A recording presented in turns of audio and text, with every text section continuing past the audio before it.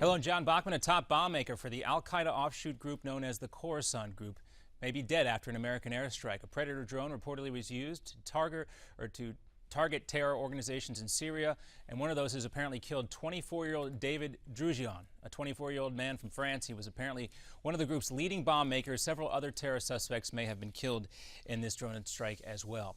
And days after the midterms that swept Republicans into a majority in the Senate, President Obama will meet with congressional leaders tomorrow, and almost certain to be on the agenda, immigration reform. The president says he wants to work with Congress, but before the end of the year, we're going to take whatever lawful actions that I can take that I believe will improve the functioning of our immigration system. Senator Mitch McConnell, likely the next Senate Majority Leader, calls the president taking action on his own like waving a red flag in front of a bull. The senator and the House Speaker John Boehner have laid out their own agenda in a piece in the Wall Street Journal today. They want to focus on jobs, the economy, and renewing their commitment to repealing Obamacare, also authorizing the Keystone XL pipeline. And police in the Pacific Northwest say they have a suspected killer in custody after pictures of the victim were apparently posted online. Police in Washington State have charged David Kulak with second-degree murder. Investigators say he killed his girlfriend Amanda Coplin at their home hours before her body was discovered. Graphic photos were posted online. They even included comments about how she died. Kulak gave himself up to police in a suburb of Portland, Oregon. And also, we're learning today that the military may have tried to pay to get a captured soldier released in Afghanistan.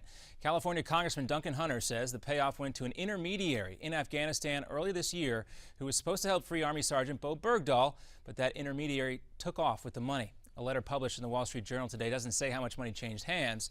Bergdahl was eventually released in that controversial prisoner swap. The White House has strongly denied that any ransom was ever paid to anyone. And comedian and late-night talk show host Jon Stewart sells his Tribeca penthouse in New York City for $17.5 million. That, according to the New York Post. The political satirist, known for criticizing the 1%, actually hid ownership of the property under an LLC. Stewart paid $4.5 million for the property back in 2005. That's a lot of profit, $13 million for the political funny man. He also owns 2 lakefront properties in his home state of New Jersey. And in honor too long delayed today, bestowed at the White House, well, at least very soon here, 150 years ago, you can see the president live, and they are talking about Alonzo Cushing. He was killed in the Battle of Gettysburg, staying on the battlefield to help turn back Pickett's charge despite horrible wounds. He died that day, and in the last hour of the battle, his descendants have been presented with the Medal of Honor. President Obama doing that as we speak. Another update coming up for you in 30 minutes. I'm John Bachman. I'll now send it back to Midpoint with Ed Berliner.